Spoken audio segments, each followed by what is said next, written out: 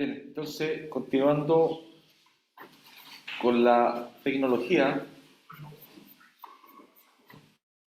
hemos quedado ya en la etapa de extracción por solvente, pero esta vez de metales, ¿cierto? Estamos hablando del caso donde existe una clara separación orgánico-acuoso, por tanto ya no es necesario hacer estos diagramas ternarios, sino podemos llegar directamente a un diagrama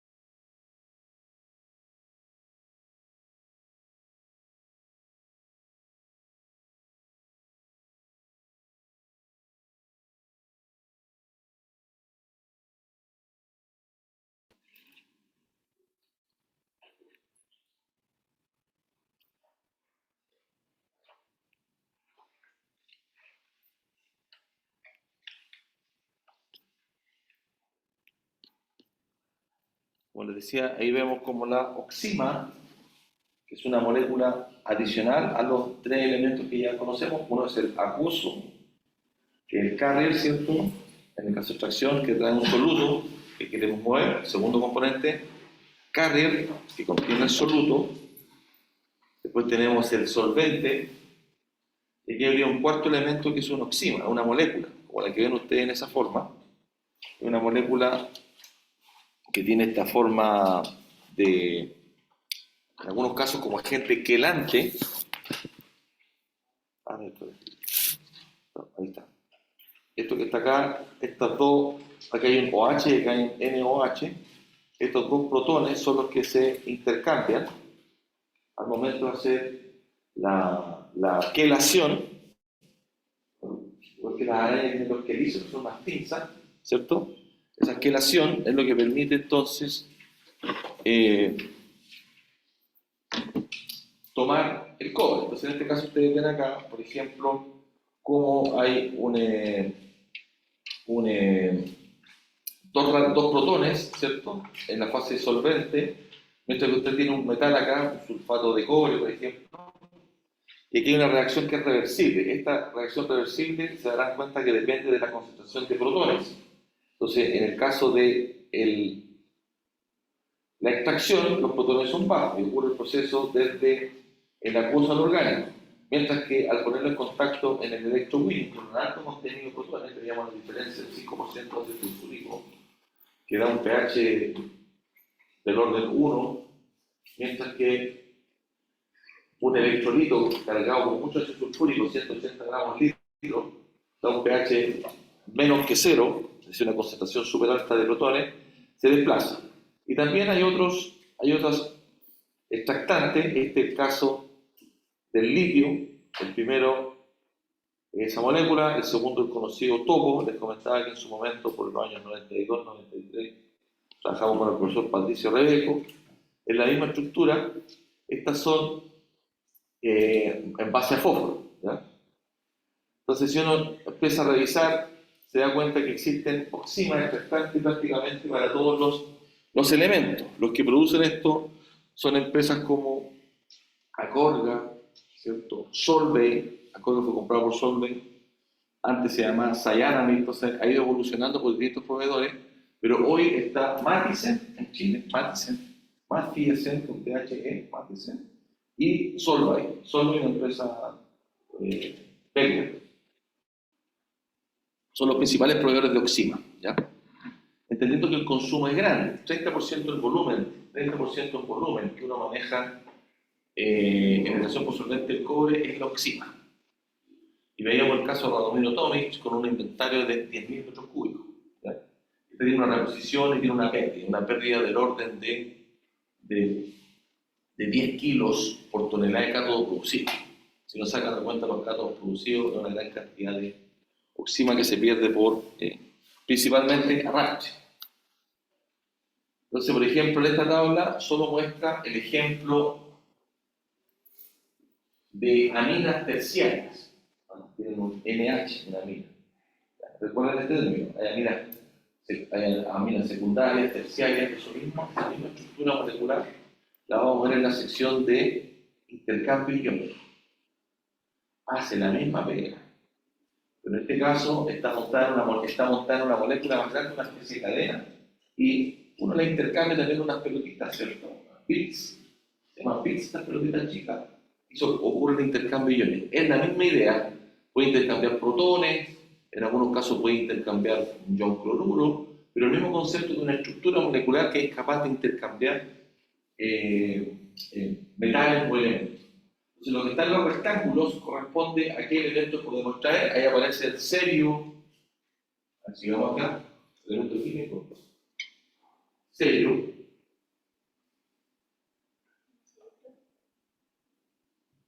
praseodimio, neodimio, bien, prometio, samario, europio, más. ¿Qué pasó con los químicos? Ese grupo son las tierras raras. Tierras raras. No porque sean raras, están agrupadas ahí. De hecho, no es que sean poco abundantes. El tema es que la producción mundial lo tiene China. Eso vamos a ver un poquito. ¿Y por qué eso es importante? Porque son la base de la energía renovable. El neodimio y el praseodimio, principalmente el neodimio, es base para magnetos de alto poder. Hablando de magnetos 30 veces más potentes, por tanto 30 veces más livianos, turbinas y autos. ¿Ok?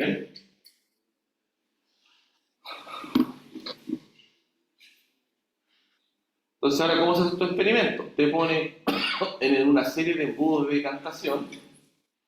No estoy grabando nada acá. Ah, no, sí estoy grabando, perfecto, no he dicho nada. Entonces, usted pone una serie de embudos de decantación, puede hacer de varias formas, pero podría, por ejemplo, quedar fijo con una solución de cobre que esté bien cargada, si está haciendo extracción por solvente, 5 gramos por litro. Eso es lo que se espera que venga el PLS. Y la pone en contacto con distintas fracciones de orgánicos.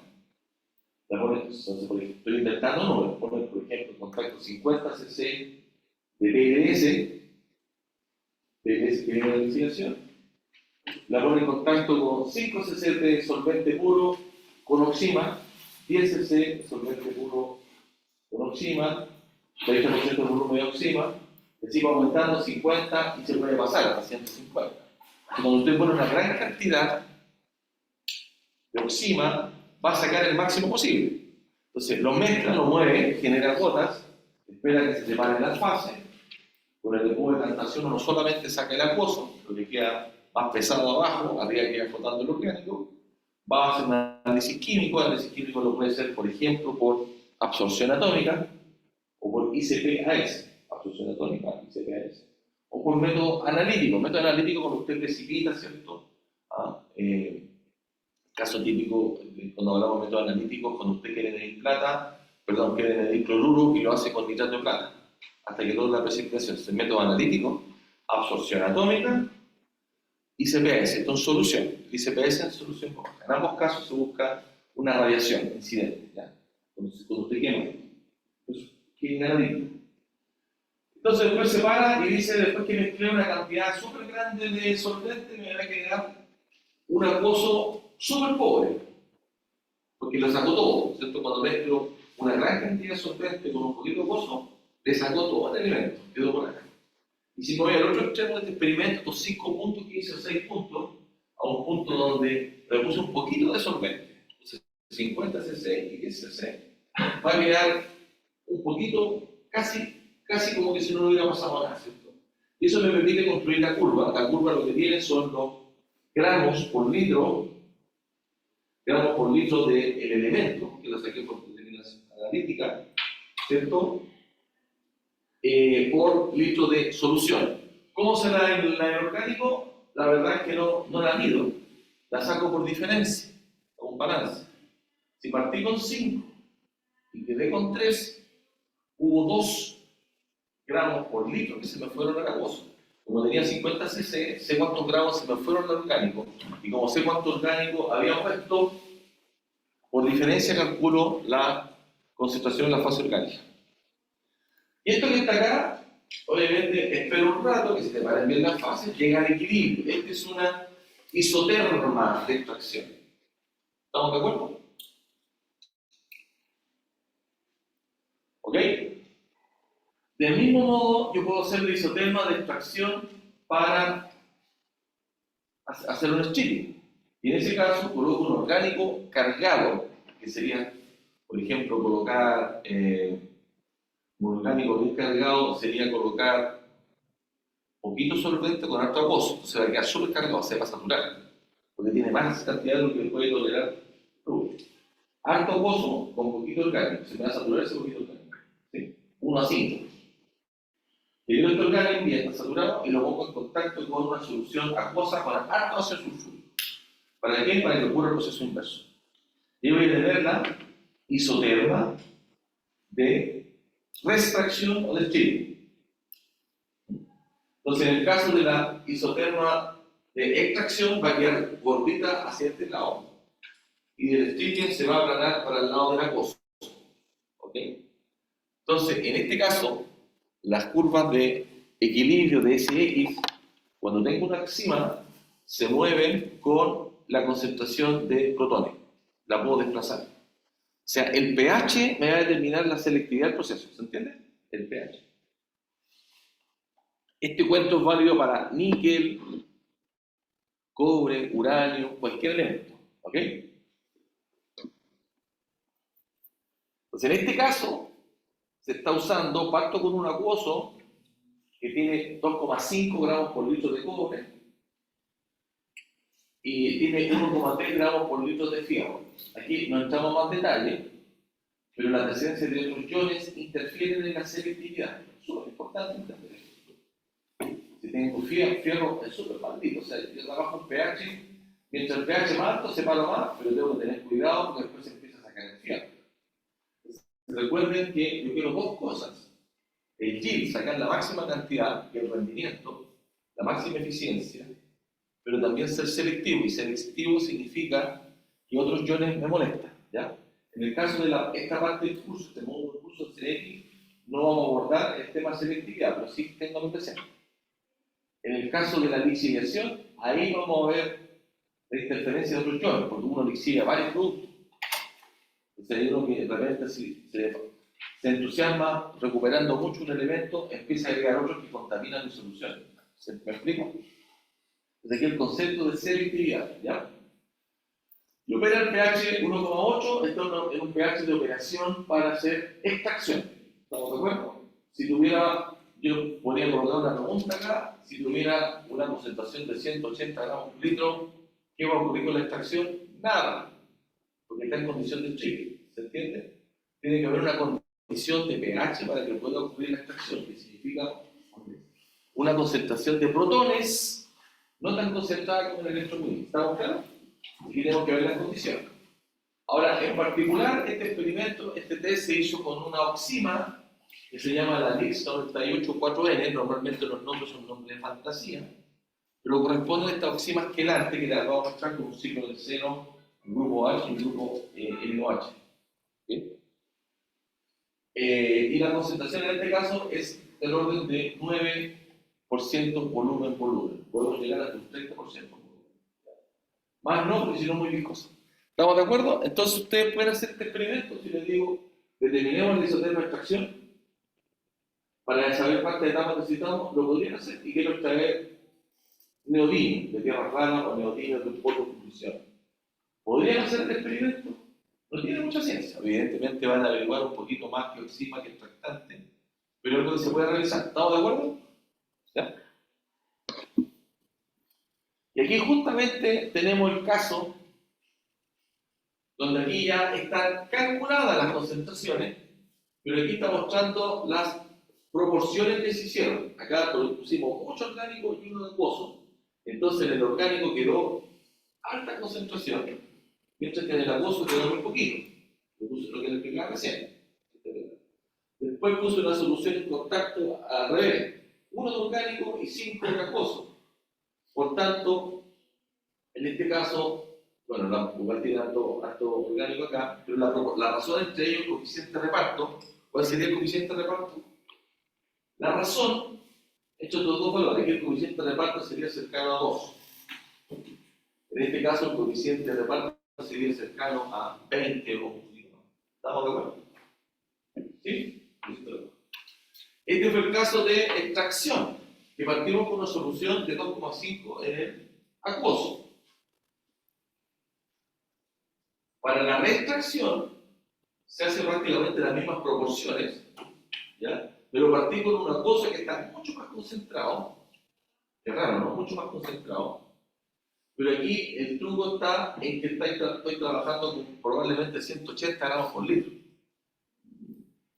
180 gramos por litro. En el otro caso estoy trabajando con un 5%. Entonces eso permite que ocurra el proceso inverso. Y si comparamos acá, si se fijan, en este caso puse alto orgánico, fíjense cuánto tiene la cosa. Compara solamente este caso con los 10 a 1, 10 a 1.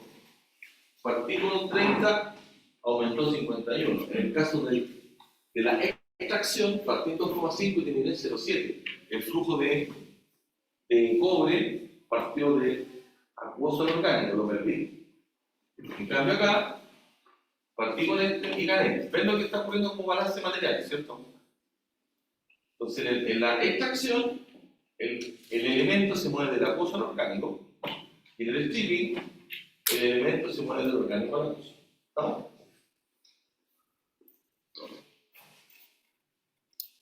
Bien, si nos vamos ahora a una tierra rara, en este caso tenemos cerium, praseodimio, neodimio, lantano, que son los elementos de tierra rara, solamente lo han escuchado en las noticias. En particular el neodimio es muy interesante porque me permite construir magnetos de 30 veces el poder. En intermedio voy a mandar a alguien que viene a mi oficina a sacar los imanes de neodimio, pero con mucho cuidado, si no, así estallan, o sea, está tanta la fuerza, ojo lo que así estallan, o a lo mejor muy yo. ¿Sí? Pero la gracia es que yo me coloco un imán aquí en la mano y otro acá abajo y quedo pegado, o sea, que me atraviesa la mano. ¿Entiendes? Es muy, tienen que sentirlo, tienen que vivir la experiencia del neodimio. ¿Cuál es la gracia del neodimio? Que permite construir motores más pequeños, porque es 30 veces más potente. ¿Ya? La categoría es de 50. Hay un grupo de chilenos emprendedores que creó una empresa en Canadá, tiene un proyecto para fabricar con Sansano, para fabricar piezas de motores de auto y de turbina con impresoras 3D. ¿Ya? Entonces con nosotros para buscar fuentes de neodimio. Las tierras raras, el problema, son súper necesarias para la energía renovable, pero el mercado lo tienen los chinos. Y el principal problema con estos los elementos es que el presidente de China, a diferencia de nosotros, el presidente de China es ingeniero químico. Xi Jinping, si ustedes buscan, es ingeniero químico. Entonces, por eso tiene una fuerte, creo yo, en la especulación, obsesión por elementos. Él prácticamente oficialmente tiene, en el Congo tiene 16 plantas chinas de 20 que son la extracción del cobalto, que es la base de la batería en el Congo. Y aparte todo lo que es artesanal, que es el 20% restante, también lo compra China. China hoy produce el 60% del cobalto en el mundo, que es base para las baterías. El litio, los australianos, los argentinos, los chilenos, y un 3% de la batería. Si Chile muere no pasa nada en la batería. ¿Ok? Entonces acá tenemos un ejemplo de, esta sería la isoterma de extracción de indio. El indio es otro elemento. Uno de los principales usos del indio son las pantallas plasma, sus celulares, las pantallas plasma. ¿Ya? En su momento, indio y yodo estaban más o menos juntos como elemento. En su momento, SQM procesaba pantallas de Japón para sacar indio. ¿Okay? Hasta que del elemento indio. hasta que los japoneses desarrollaron un proceso por extracción por solvente y dejaron de enviarnos esto tiene que ir con reciclaje, monitorear blanco.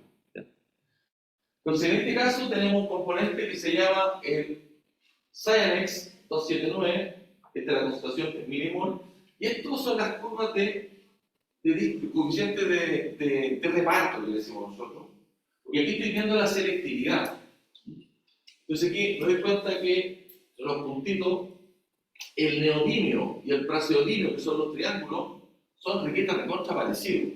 Entonces aquí me dan un coeficiente de reparto por acá arriba, mientras que los otros elementos, por ejemplo el lantano, está muy separado. No es selectiva la oxima, o este es el extractante, ¿se acuerdan que teníamos tres componentes? El extractante.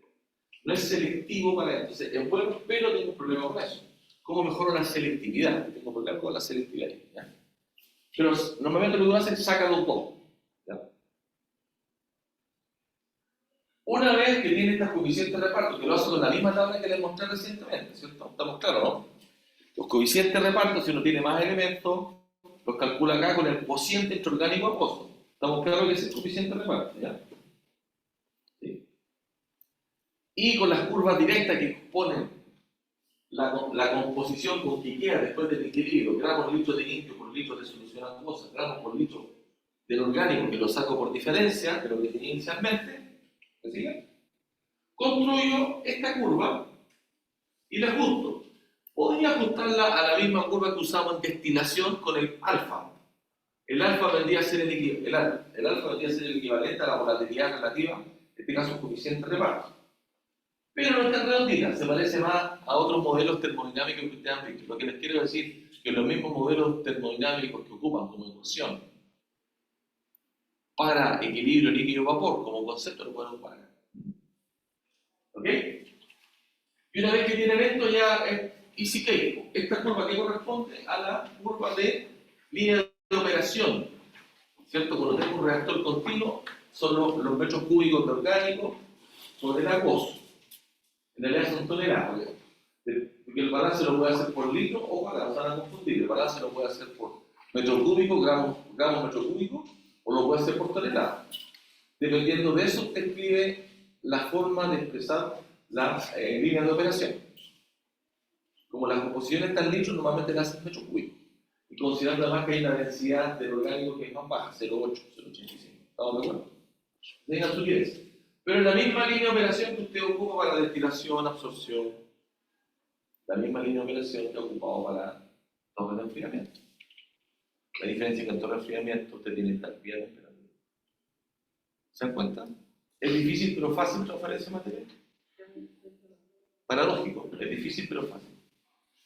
Es difícil porque es muy variado en temas, pero si usted entiende conceptualmente las operaciones de separación puede hacer una abstracción y aplicarlo a distintas cosas. Siguiendo la misma línea, aquí estoy ocupando ¿qué método? El maqueteo, que se desarrolló en 1925 para destilación. ¿Y qué determino? El número de etapas de equilibrio. En este caso necesito 3 etapas de equilibrio para la extracción. Si quisiera hacer el stripping, tengo que hacer la misma curva con otras composiciones, ¿cierto? Y veo el número. ¿Estamos de acuerdo? Entonces, raya para la suma, lo único que usted hace por cumplir es el nivel de laboratorio. Y si yo les pidiera ahora como curso, cuando antes hacía el proyecto, hagamos una planta para echar elementos estratégicos en el área. Un grupo hace investigación, otro grupo hace solvencia, otro grupo hace intercambio iónico, otro producto final que es la cristalización. ¿Estamos? Acá tenemos el ejemplo del torio. Estos son documentos que fueron desclasificados. Cada cierto tiempo los gringos van desclasificando archivos. No pillamos ni uno de extraterrestres todavía. Así que a lo mejor en la energía. ¿Pillamos uno, no? De extraterrestres. Yo creo que sí, que tenemos extraterrestres. El ser humano no es tan inteligente como ver saltando el desarrollo del chip. La electrónica tan rápida, es muy rápido lo mismo. Bueno, este es el ejemplo del torio. Simplemente para entender lo que nosotros estamos usando ya de las etapas, ¿cierto? Múltiples etapas de extracción, y aquí volvemos al método del triangulito Hunter-Nash. También lo podemos ocupar directamente para determinar el número de etapas, ¿ya? También podemos ocupar el McKay-Thiel. El McKay-Thiel se simplifica cuando tenemos un ion moviéndose. Entonces, cada vez que tengamos iones, vamos a usar el McKay-Thiel. No es necesario ocupar el Hartel-Nash. El Hartel-Nash solo se ocupa cuando tienes tres componentes que son solubles entre ellos. ¿Estamos? ¿Estamos claros?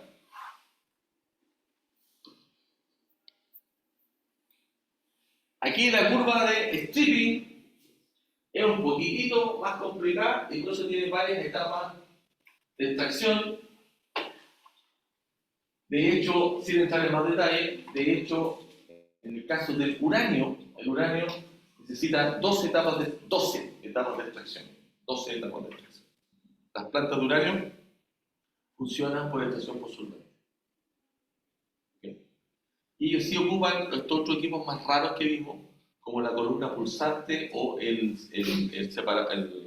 equipo de extracción que es centrífugo. ¿Se acuerdan que le mostré un mono de centrífugo? Si no, creo que lo voy a poner. Ya, ellos ocupan eso porque el uranio es más caro. O sea, aquí un breve minuto educativo. Esta lámina es reactiva, han ido evolucionando los elementos que llamamos elementos críticos. ¿Qué se entiende por elemento crítico? Tiene dos componentes. Una componente de precio, por ejemplo, el cobre no es crítico, es barato. Y otro elemento tiene que ver el riesgo de suministro, risk of supply, riesgo de suministro. ¿Ya? Entonces, por ejemplo, esto está en varias versiones, está actualizado. Sabemos que no es necesario que lo muestre ahora, pero tenemos versiones ya más actualizadas.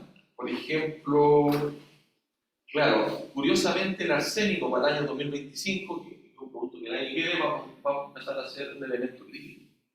Tiene dos componentes: precio, interés económico y riesgo de suministro. Entonces, si miramos China, la inflación por si acaso, este fue el primer artículo que hizo un griego, pero lo escribió este tiene harto años. Los chinos tienen,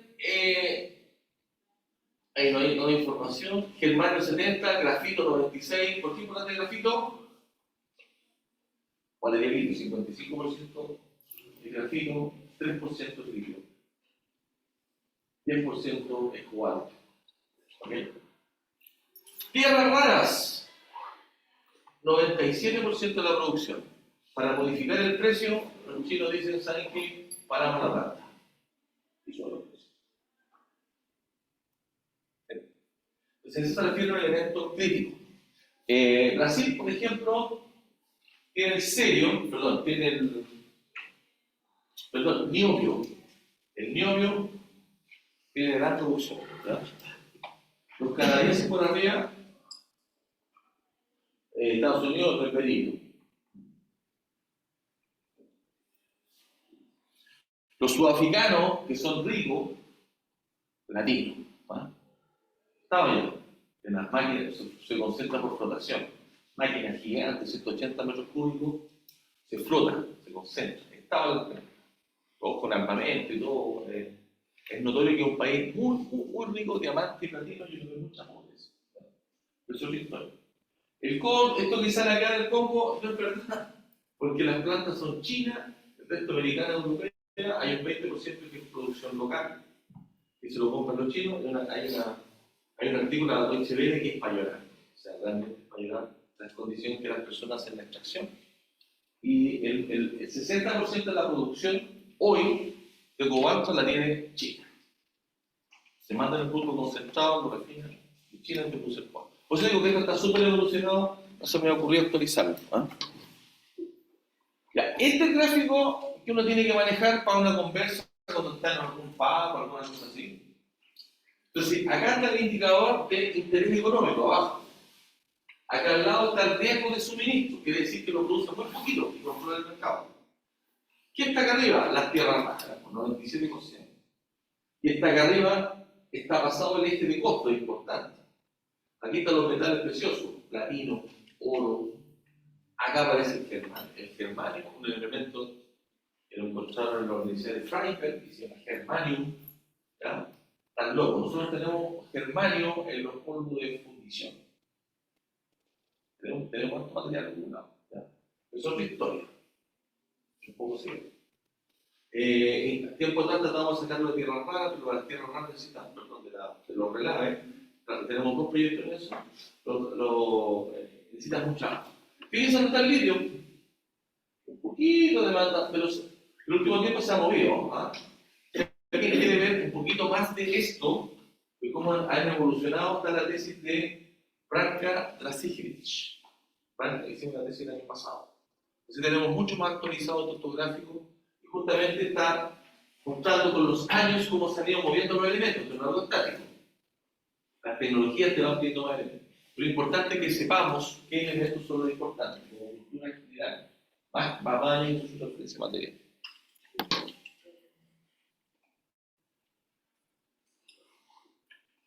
Aquí tengo un poco que cambiar la transparencia, pero no importa, usted tiene todo el material. Cuando hablamos de equipos, esto es genérico para cualquier cosa que usted haga en ingeniería de proceso. Uno tiene que ver las capacidades, así como tiene bombas, sopladores, las capacidades de flujo. Los ventiladores pueden alto caudal, pero poca presión. En este caso, lo que uno ve en equipo, en operaciones, uno ve la capacidad del equipo. Metro cúbico por metro cuadrado por hora, metro cúbico hora por metro cuadrado. Es decir, cuál es mi capacidad de proceso, cuánto toleramos horas, cuánto metro cúbico puedo procesar por área instalada. Lo mismo veíamos las torres de enfriamiento. Subliminalmente te estoy repasando lo del certamen del sábado. Claro, uno tenía distintas torres que eran flujo cruzado, ¿cierto? Que eran flujo paralelo, y importaba el área que ahí la capacidad es una torre de flujo cruzado, el nominal es más pequeño porque requiere más área. Y después acá tenemos la eficiencia, en este caso del SX, eficiencia, como son dos equipos muy distintos, por altura de empaque equivalente, digamos, etapa, altura, metro de. Y aquí aparecen un montón de equipos, el Child, que es más bacán, pero no es para mucha capacidad. El Mixer Settler está por acá, yo diría que puede estar más corrido, en esta capacidad. No, acá Mixer Settler, acá está Mixer Settler, este es cada logarítmico, ¿no? Estamos hablando de orden de 20 metros cúbicos por metro cuadrado de capacidad. Que lo que limita ese Mixer Settler es el decantador, la piscina. El equipo no tanto, el equipo es un tanque agitado, donde los tiempos de residencia uno no espera tener tiempo de residencia 2 a 3 minutos. Una reacción rápida, la destrucción del chip. ¿Okay? Pero lo lento es la piscina de separación de fase, una separación mecánica. Eso no lo hace muy bueno. ¿Ya? Entonces aquí también voy un poquito más rápido, esto ya lo habíamos visto, esta es la clasificación. Hay estático y agitado. Esta es la gran distinción. Se parece mucho a la torre de destilación de platos.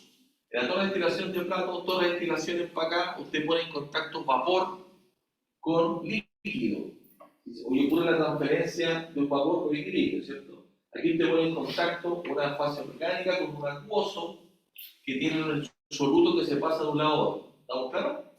Entonces aquí justamente estos platos, la misma idea, generan gotas. Hay columnas pulsantes también y está el extractor Child. Recuerden que en el extractor Child usted tiene un agitador que rompe la fase, hace gotas, hace la transferencia. Después tiene un empaque que no es para contactar, es para hacer coalescencia. ¿De acuerdo? El empaque tradicionalmente lo usamos para generar contacto interfase. El extractor Child, según este programa, es para lograr la coalescencia, que se genere, nuevamente se genere una fase orgánica y acuosa. ¿Por qué? Porque yo quiero tener varias etapas de equilibrio. ¿Te acuerdas de la curva que vimos en alguna de las pruebas del flujo cruzado? Lo vimos de hecho el lunes. Nos conviene colocar alta etapa para tener una máxima extracción y una sola etapa. ¿De acuerdo? Eso desde el punto de vista de equilibrio. No confundir. Desde el punto de vista de equilibrio me conviene tener altas etapas, dependiendo de la curva de equilibrio, y el equilibrio ocurre, digamos, a tiempo infinito. En paralelo al lunes también discutimos que usted tiene un tiempo para que ocurra el proceso de extracción. Entonces ahí en vez de tener un puro tarro que mezcla, uno va a tender a tener 4 o 5 tarros. Ese es con la velocidad. Son cosas, ecuaciones que van por separado. Eso va a determinar el volumen del tarro. Yo podría tener una excelente separación, pero con tiempos de interfase de horas, y va a ser un equipo muy grande el mix. Separar lo que es la cinética de extracción que es la velocidad con que se transfiere, de la curva de equilibrio. La curva de equilibrio es, no está el tiempo, puede ser, uno espera mucho más. ¿Ya? Y esta es la columna pulsante que le mostré un video. Recuerden que tira pulsos, la idea del pulso es generar gotas, y las gotas, por diferencia de densidad, permite el ascenso. Le había contado también, como cosa cachilupi, chora, que logramos desarrollar en un aparato más o menos de esta forma. Aquí tiene orgánico, aquí tiene un plato especial con orificio, aquí metemos aire, y burbujeo gas, y aquí sale una burbuja, acá está el acuoso, yo burbujeo primero una burbuja en un orgánico, lo voy a contar acá azul, este es un plato especial con un diseño especial, y aquí sale una burbuja que tiene una película, la voy a hacer grande, de orgánico, y acá adentro tiene aire, y acá tiene una capa de orgánico. ¿Qué estamos haciendo? Estamos haciendo burbujas disfrazadas de gotas, o también le pueden decir gotas huecas. Eso es lo que logramos hacer en un trabajo que partimos el año 98. ¿Okay? ¿Cuál es la gracia? Que aquí yo tengo, como esta burbuja que es principalmente aire, se mueve súper rápido, porque la diferencia de densidad es mayor. La densidad del aire es 1 kilo por metro cúbico, la densidad del agua es 1000. Y la capa de líquido te aporta tienes un gradiente casi de 800, a diferencia, o un poquito más, puede ser hasta 900, calcular, depende de la espesor del líquido. Entonces esto se mueve muy rápido. ¿Ya? ¿Okay?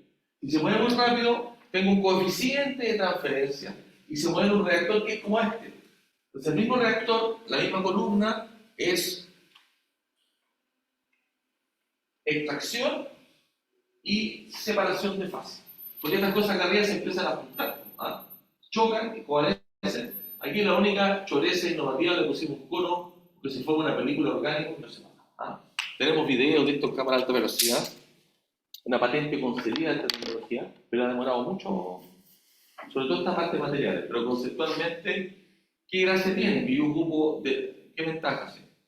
Que en vez de usar una razón orgánico acuoso 1 a 1, puedo ocupar una razón orgánico acuoso orgánico 1 a 80. O sea, ocupo nada de orgánico. Puedo llegar a 1 a 300. Estoy usando esta pura película. ¿Entiendes? Pero eso no está desarrollado, está patentado, pero como les comentamos antes.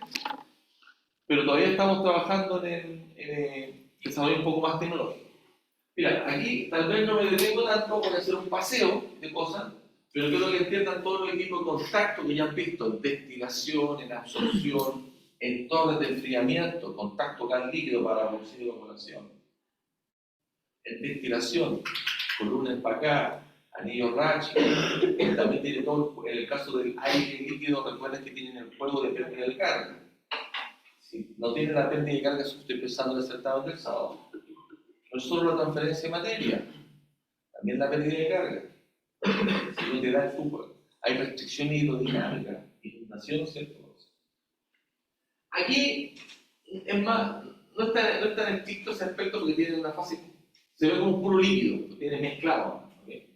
Pero aquí tiene que ver si la pérdida de carga ya, porque tiene una mezcla orgánico acuoso, no hay pérdida de carga, ¿ya? Pero no es tan crítico como los gases ocupamos ventiladores que tienen menos presión. Aquí le pongo menos presión. Esa sería la torre para acá. Acá estamos hablando, ¿se acuerdan de este numerito? Los metros cúbicos, metros cuadrados hora, las capacidades. ¿Se acuerdan que hablamos de los K? De las características del empaque. ¿Cuántos metros cúbicos, metros cuadrados tengo? Si anillo Ratchet, ¿sí? Esa es la torre para acá. ¿Qué son los SIP? ¿Tienen vista atrás? SIP. ¿Qué son los SIP? SIP Drive. Drive son las bandejas, pero es nuestra forma de platos. Plato perforado es un SIP Drive. La misma de la ventilación. Pero acá está ocupada en ventilación por solvente. Y este mismo contacto. Y tiene los criterios, ¿sí?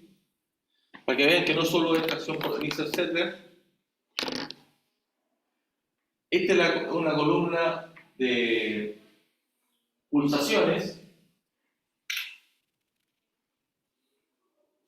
con las válvulas solenoides que pegan golpes de presión. Esa es la que les mostré en el video en su momento, ¿cierto? Pueden volver a verlo. La columna pulsante. Para casos más extremos, como uranio, elementos más complicados. Y estas son de mucho más capacidad. Ahí está el video. Aquí está el famoso Mixer Settler, donde hay una variante acá que en tanque cerrado. Esto está interesante por el manejo de solvente, pérdida de solvente y también una reducción de riesgo por incendio. Hoy las piscinas de planta de acción con solvente en Chile son piscinas abiertas. Tú ves la capita arriba del orgánico negra que está flotando. Siento el olor. Ok. Es una solución, pero eso tiene menos capacidad. Pero igual que interesante el concepto. Estos son, fíjense acá tienen las dos etapas que hablaba de que uno quiere, en vez de tener un tremendo tapamiento, uno quiere 2, 3, 4 en lixiviación. Estamos entre 4 y 6 etapas de lixiviación. En flotación, el mismo concepto de mover cosas cinéticamente, de nuevo, estamos ahí 6, 7, 9, 7 como el óptimo, ¿ya? Dependiendo de la cinética. Acá tienen la foto de cómo se ve la piscina. Así se ve la piscina. Es una piscina más o menos de 1,5 metros de altura. Dentro de la piscina hay como una especie de malla, se llama picket fence, como una rejilla, que va haciendo que esto sea más laminar, cosa de que el orgánico y la cosa se separe un poco mejor. Claro. Crítico el tamaño de gotas. Quiero gota chica para aumentar la transferencia, pero si es muy chica, cuesta que se separe. Está relacionado con la velocidad terminal. Una gota de 1 micrón de orgánico se mueve muy lento, se pierde. Si tengo gota de 10 micrones, sin variarse mucho con los cálculos, la velocidad terminal de una gota, fíjense que siempre representa la misma ecuación. Y lo impresiona. Tengo esta velocidad, la vamos a calcular. Los ingenieros calculan. Digamos 10 micrones, son 10 por 10 a la menos 6 diámetro, 10 metros al cuadrado, por la diferencia de densidad del orgánico de acuoso. La fuerza impulsora es la diferencia de densidad. Tengo una densidad de aproximadamente 1000 del agua, 800 kilogramos metro cúbico del orgánico, por 9,8 que es el G, ¿cierto? Esto es rho del acuoso menos rho del orgánico. Y dividido en ¿qué viscosidad? Claro, aquí es un poco cuestionable porque se está moviendo en el agua, pero el orgánico igual tiene una viscosidad. ¿Se acuerdan que les decía que se ocupa hasta un 30% de oxima? Claro, porque la gota tiene es una película de orgánico. En ciertas viscosas ejercen el roce también. O sea, no es la viscosidad del agua, es un poquito más. Si yo tengo una oxima muy viscosa, me va a afectar los tiempos de separación de fase. Si yo cambio la temperatura, es muy distinta a la separación de fase. La vamos a aproximar, aplicando la ecuación, la vamos a aproximar a la viscosidad del agua. ¿Cuánto es la viscosidad del agua? ¿Y qué unidades tiene de MKS? ¿Se encuentra que hay que calcularlo? ¿Se encuentra que hay que calcular? La viscosidad del agua es un centímetro en unidades que ocupamos, pero nunca lo ocupamos para calcular. En realidad es 10 a la menos 3 pascales segundo. Eso es una unidad de MKS. Eso es newton metro cuadrado segundo. ¿Estamos? ¿Sí? Entonces, ¿yo puedo hacer una separación a las temperaturas para disminuir la viscosidad de los líquidos? Se puede, pero siempre mover cosas técnicas es mucha plata, se suspende. O sea, imagínate lo que tú tienes, la torre de enfriamiento. Para solo enfriar de 40 grados a lo mejor a 32, el equipo puede enfriar por evaporación.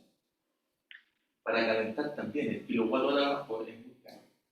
Normalmente nos preocupamos de la temperatura para ver este tipo de cosas y uno calcula los tiempos de separación de fase con el embudo de calentación. Entonces, si yo hiciera un juego, mira, trabajara con oxima 10, 20, 30, más oxima saco más material. pero voy a empezar a pesar en el tiempo de separación de fase, porque hace un efecto en la viscosidad de la película que estamos haciendo. ¿Ok? Hagamos cálculos. Entonces esta viscosidad para el caso del líquido van a ser 10 a la menos 3, el caso del aire 10 a la menos 5. Mira, es el aire. Fíjate que el orden de magnitud en viscosidad aire-agua es 100, pero densidad es 1000. Interesante, ¿no? El efecto de la viscosidad en el caso del agua, esto es 1 a 20 grados, cuando ya está casi a, no sé, 90 grados, 0,4. Es el efecto de temperatura de viscosidad. Tienen que manejar estos números. Así como yo le impresiono a ustedes, yo soy ingeniero viejo que sé números, no es difícil manejar ciertos números para hacer estos cálculos. ¿Cómo calcularlo? ¿Ya? Calculen ustedes, yo lo calculé capaz. Espérate que estoy calculando acá.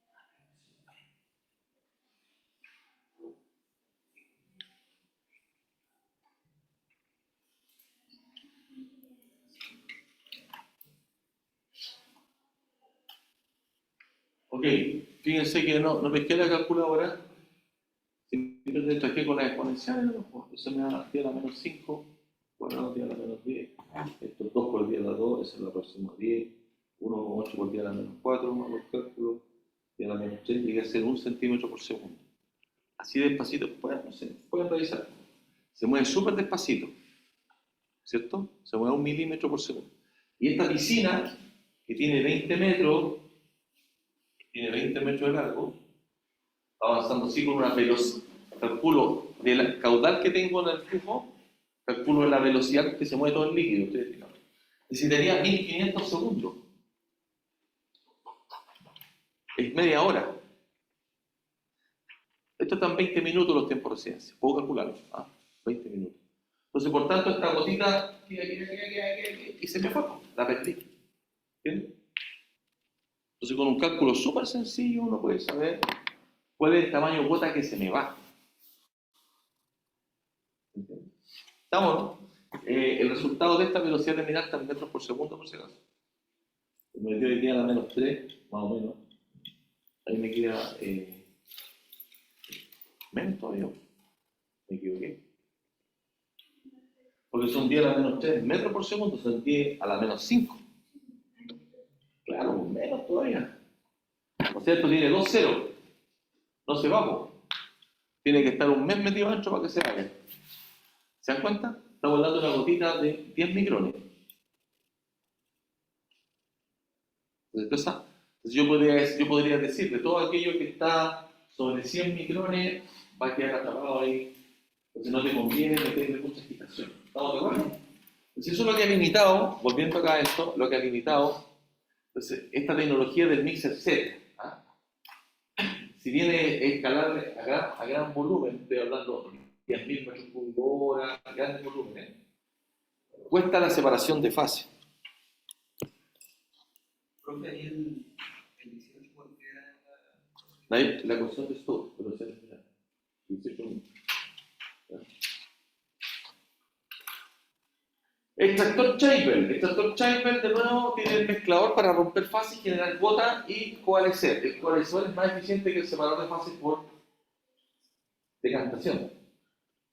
¿Te fijas? Entonces el Chamber es más eficiente, por 8 cuadrados. Está bien arriba, ¿se acuerdan?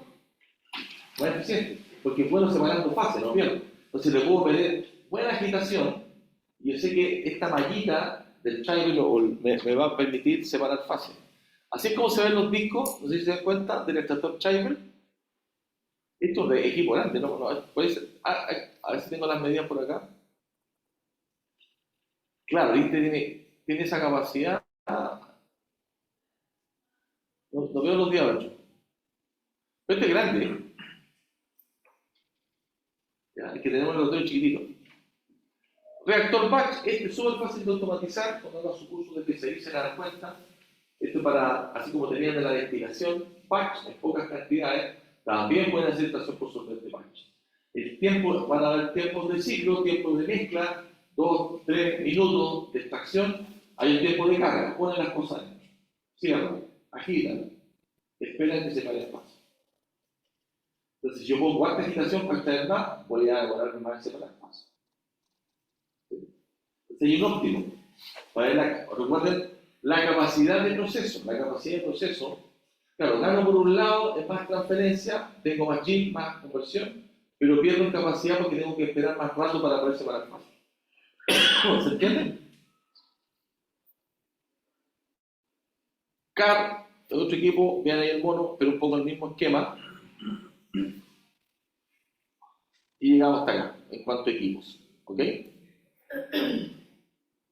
Eso ya lo vimos, balance de mezcla, punto de mezcla. Ya vimos el tema de composición de fases. Ya explicamos lo de la regla palanca, simplemente para recordarles que la regla de la palanca, en un diagrama triangular, uno conociendo las masas iniciales, la proporción de masa, es proporcional en cruzado a los segmentos. Es decir, si aquí tengo, fíjense esta red, acá tengo F sobre M, FM, el trazo FM sobre el tramo S solvente M es igual al cruzado, S sobre F. Recuerden, se cruzan las letras. ¿Ya? Esa es la mnemotécnica.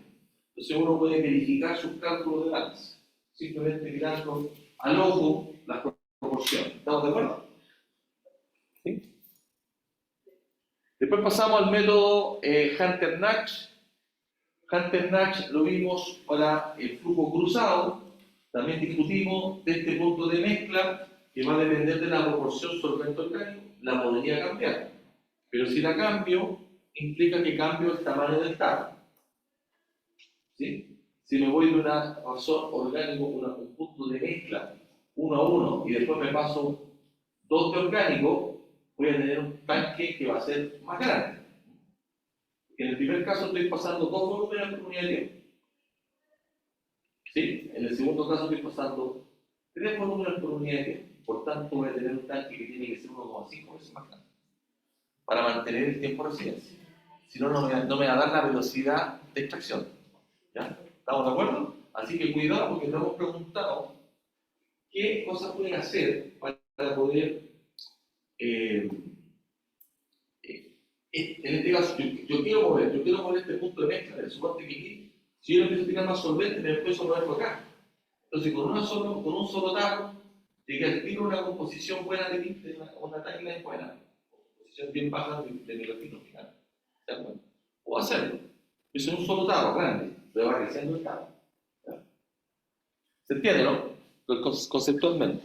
Y aquí hay dos cosas en juego: el equilibrio y el tiempo de separación. Después pasamos ya al método Hunter-Nash, y ahí dimos la receta, lo voy a ver de nuevo. Aquí uno siempre tiene que mirar acá como balance.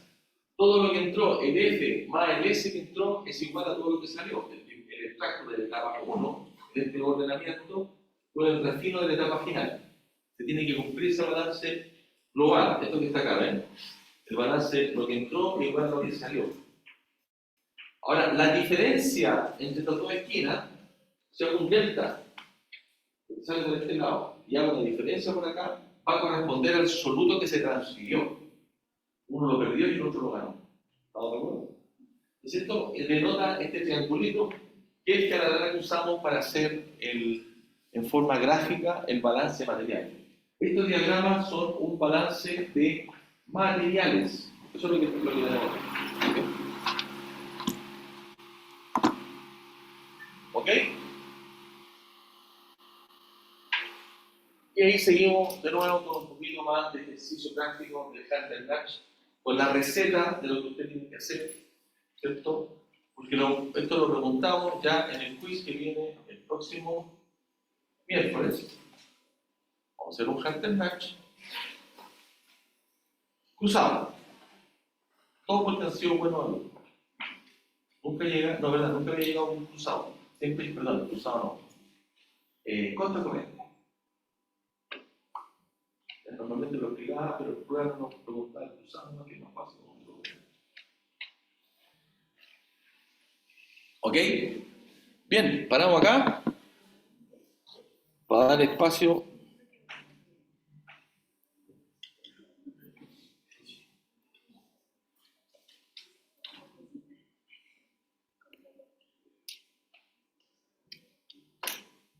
Para dar espacio al pasamiento.